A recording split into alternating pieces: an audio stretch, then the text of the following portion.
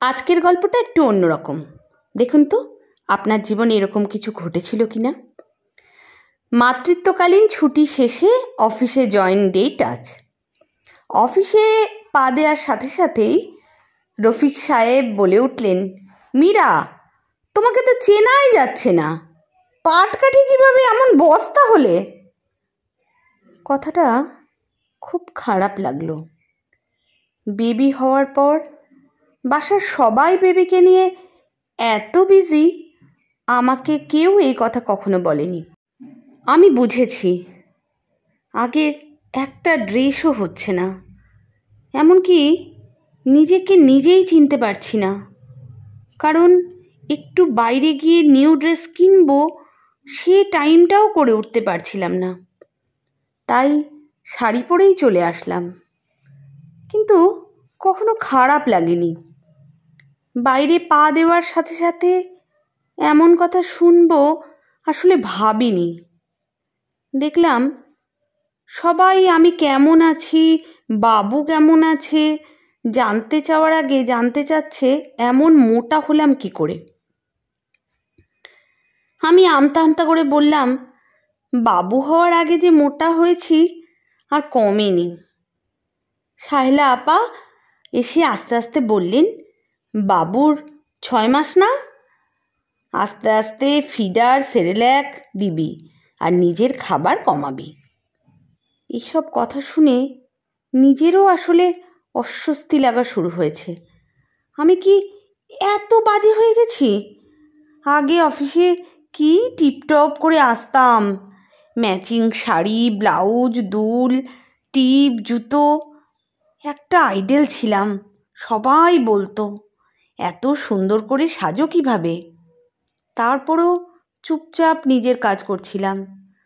রাবিয়া এসে বলল, আমার বোনেরও গত মাসে সেকেন্ড বেবি হলো, তোর অর্ধেকও হয়নি, তোকে 4 বাচ্চার মা লাগছে, কম খাবি এখন থেকে। কথাটা যেন খুব কষ্ট থেকে বলছে, আর আমি সারাদিন খেয়ে খেয়ে বসে আছি। আসলে আগের তুলনায় এখন একটু বেশি খাওয়া দাওয়া হয়, বেবি খেলে আরও বেশি করে লাগে খিদে। বাসায় আসার সময় মনে মনে ঠিক করলাম এখন থেকে খাওয়া কন্ট্রোল করব। আসলেই আমি অনেক মোটা হয়ে গেছি, নইলে সবাই এত বলবে কেন। বাসায় এসে মেয়ে আমায় দেখে কি খুশি, আমার বুকে এসে শুয়ে পড়ল। মুখে দুধ দিতেই পিটপিট করে তাকিয়ে খেতে শুরু করলো। আহ, এই যেন পরম সুখ। রাতুলের মামাতো বোনের বিয়ে, প্রায় বছরখানেক পর কোনো প্রোগ্রামে অ্যাটেন্ড করব। মজা লাগছে। আগে তো কোনো প্রোগ্রামে যাওয়ার জন্য সকাল থেকে রেডি হতাম, শ্যাম্পু করে চুল শুকানো, ড্রেসের সাথে ম্যাচ করে নেল পালিশ, সেট, দুল, চুড়ি বের করে রাখা, ফেস প্যাক দিয়ে রাখা মুখে। আর এখন কোথায় যাওয়ার আগে কাপড়, কাজ এসব এগিয়ে রাখা, বাবুর কাপড় চোপড় তাড়াতাড়ি শুকাতে দেওয়া, বাইরে যাওয়ার আগে একবার বাবুকে খাইয়ে নেওয়া, বাইরে যাওয়ার পর আরেকবার খাওয়া নিয়ে রাখা, এক্সট্রা ডাইপার, 2 জোড়া কাপড়ের সেট, হুইস্পার সব সাথে গুছিয়ে রাখা। এত কিছুর পর রেডি হতে গেলে মাঝখানে আবার বাবু হাগু দিলে আবার পুরোটা পরিষ্কার করা। তারপরও রাতুল এসে বলবে, এতক্ষণ লাগে রেডি হতে? তোমাদের মেয়েদের নিয়ে কোথাও যাওয়া না? সমস্যায় পড়লাম কি পরবো তা নিয়ে। এখন ভারী শাড়িগুলো পরলে বাবু ব্যথা পাবে, কোলে নিয়ে আর খাওয়াতেও অসুবিধা। পাতলা শাড়িগুলো বাজে লাগছে ভারী শরীরে। আগে কেমন পেঁচিয়ে থাকতো। আর সুতির শাড়ি পরে কি বিয়েতে যাওয়া যায়? তারপরও ও সব পছন্দের পুঁতি পাথরে নেটের শাড়ি থেকে মায়ের দেওয়া একটা সবুজ কাতান পরলাম।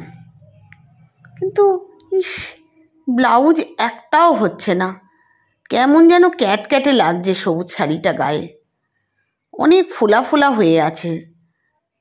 রাতুল এসে বলল, এটা কি পরেছো, সবুজ হাতে লাগছে। আমার কান্না চলে এলো রাতুলের কথা শুনে। তাও টাঙ্গাইল শাড়ি পরলাম, রেডি হলাম, চুলগুলো ভালো করে বেঁধে ফেললাম যাতে বাবুর গায়ে না লাগে।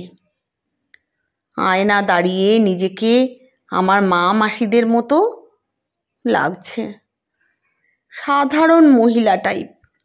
অনুষ্ঠানে যাওয়ার পরও সবার এক কথা, ওই এত মোটা হলে কেন, খাওয়া কমাও। রাতুলের সাথে ছবি ওঠাতে গেলাম, আমার ভাই বলছে, আরে তুমি তো ফটো ফ্রেমে আটছই না। অন্য একজন বলে উঠল, জামাই রে তোমার চেয়ে ছোট লাগছে। সবাই মজা করে কথাগুলো বললেও কেমন যেন খুব খারাপ লাগছিল। রাতুলও দেখি দাঁত বার করে হাসছে। আমি বাবুকে নিয়ে মায়ের পাশে গিয়ে বসে রইলাম। মা এমন কিছু বলে না, বাবুকে নিয়ে আদর করে, আমার শাড়ি ঠিক করে দেয়, টুকটাক কথা বলছে। রাতে এসে ছবি আপলোড দিলাম ফেসবুকে অনেক দিন পর। এইখানেও শান্তি নেই, ফেসবুকের কমেন্টগুলো যেন আরও বাজে। আন্টি লাগছে, ছোট হাতি, চালের বস্তা, লেডি হাল্ক, কি অদ্ভুত। আমি নিজেই অবাক হচ্ছিলাম আমার বান্ধবীরা এগুলো বলছে। খারাপ লাগলো, ডিলিট করে দিলাম। আমার খারাপ লাগাটা কারো চোখেই পড়ল না। আমি খাওয়া কমানোর চেষ্টা করছি, এতে বাবু খাওয়ার পর আমার মাথা ঘুরিয়ে ওঠে, দুধের ফ্লো কমে যাচ্ছে, বাবু কান্নাকাটি করে।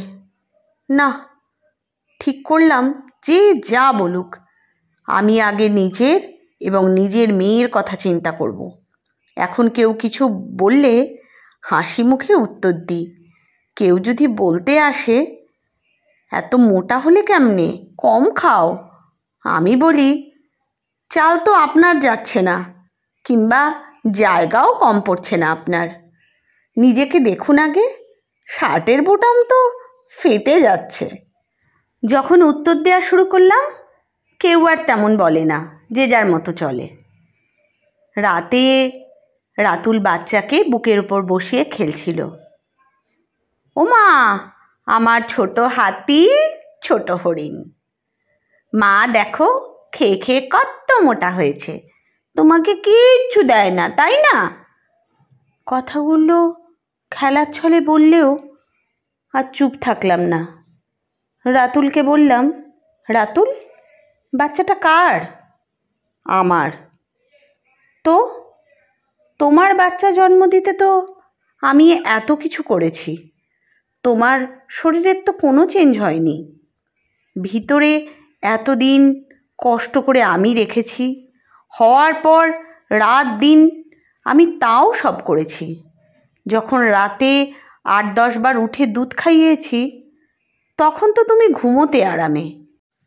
তুমি যখন সকালে হাঁটতে যেতে, আমি সারা রাতে ক্লান্তি নিয়ে বাবুকে বুকে নিয়ে শুয়েছিলাম। তুমি আসার আগে নাস্তা বানিয়ে দিয়েছি, তুমি ডিম পোস্ট আর রুটি দিয়ে নাস্তা করছো। যখন আমি ভাত নিয়ে বসেছি, সারা রাত বাবুকে খাইয়ে খিদেতে কাহিল আমি যখন বাবুকে খাওয়ানো, শিশু করে পাল্টানো, এইসব নিয়ে দিন কাটিয়ে ডিপ্রেশনে দিন কাটাচ্ছিলাম, তুমি তখন অফিস শেষে দিব্যি বন্ধুদের সাথে আড্ডা মেরে বাসায় ফিরে বাবুর সাথে খেলে ঘুমাতে গেছো। 5 মিনিট কথা বলতেও তো আসোনি, কাছে আসা তো দূরের কথা। আমি তোমার সমস্যা হবে ভেবে তো। আচ্ছা, এই যে আমি মোটা হয়েছি সারাক্ষণ বলতে থাকো, তাই বুঝি ভালোবাসো না? কি যা তা বলছো, এইসব কখন বললাম? ভালোবাসবো না কেন? এইবার আমি কান্না করেই দিলাম। আমি জানি। আচ্ছা, আমি যদি আবার আগের মতো হয়ে যাই, তুমি আবার আগের মতো ভালোবাসবে? রাতুল বাবুকে রেখে কাছে এসে বলল, দূর পাগল মেয়ে, আমি এইসব কখনো চিন্তাই করিনি। আমি তোমাকে আগের মতো ভালোবাসি, এখন আরও বেশি, কারণ তুমি আমার মেয়ের মা। হিঁচকি দিয়ে কান্না করতে করতে বললাম, তাহলে সারাক্ষণ মোটা মোটা করো কেন? আমার খুব খারাপ লাগে। আই অ্যাম সরি মীরা, আমি আসলেই বুঝিনি আমাদের সবার মজাটা তোমাকে বডি শেমিংয়ে ফেলেছে। নিজেকে এতটা ডিপ্রেসড করে ফেলেছ, তুমি ভাবছো আমি তোমাকে ভালোবাসি না, তুমি মোটা হয়েছো তাই। সরি মীরা, আমার বোঝা উচিত ছিল। তোমার এইসব চেঞ্জ তো বেবির জন্য। মেয়ে তখন কান্না করে উঠায়, ওকে বুকে নিয়ে বললাম, বাচ্চার জন্য সবটা করতে রাজি, শুধু আপন মানুষগুলোর একটু সাপোর্ট পেলে আরও শক্তিশালী হয়ে উঠি। মেয়েরা নিজের সবটা ছেড়ে একটি প্রাণ নিজের মাঝে গড়ে তুলে দিনরাত শুধু বাচ্চার জন্য ধ্যান জ্ঞান করে। কোন দিকে নিজের গ্ল্যামার, চাকচিক্য, পারফেক্টনেস ছেড়ে মা হয়ে ওঠে তা নিজেও জানে না, কিন্তু তার জন্য কখনো কারো মনে দুঃখ থাকে না। কিন্তু বাইরের মানুষের এই সব কথায় নিজের কনফিডেন্সটা কোথায় নামিয়ে দেয় তা একবার কেউ চিন্তা করে না। এইসব কথা বলার আগে হয়তো আবার ওজন কমে যাবে, কিন্তু যে ডিপ্রেশনের দিকে ঠেলে দাও তা হয়তো চিন্তার বাইরে। রাতুল কিছু না বলে চুপ করে জড়িয়ে ধরে থাকে। বছরখানেক পর আমার ওজন আপনা আপনি কমে গেছে। আজ রাবিয়া ফিরেছে মাতৃত্বকালীন ছুটি শেষে। ওকে নিয়েও সবাই এমন কথা বলছে, কিন্তু এই মেয়েটা জিন্স আর টপ ছাড়া কখনো কিছুতে স্বস্তি পেত না। আজ শাড়ি পরে এসেছে, এইসব শুনছে। আমি ওর কাছে গিয়ে বললাম, এইসবে কান দিস না, তোর যেটাতে কমফোর্টেবল লাগবে তুই পরবি। It doesn't matter what others say. আর শোন, তুই স্টিল বিউটিফুল। আর এখন আরও বেশি সুন্দর তুই, কারণ তুই এখন মা, আর মায়েরা কখনো অসুন্দর হয় না। লিখেছেন দোলনা বড়ুয়া তৃষা। দারুণ না গল্পটা? মায়েরা সব সময় সুন্দর, অন্য রকম সুন্দর, যেই সুন্দরটা হয়তো মা হওয়ার আগে কারোর চোখে কোনো দিন পড়েইনি। গল্পগুলো ভালো লাগলে আর আমার গল্প বলাটা ভালো লাগলে চ্যানেলটা সাবস্ক্রাইব করে পাশে থেকো কিন্তু।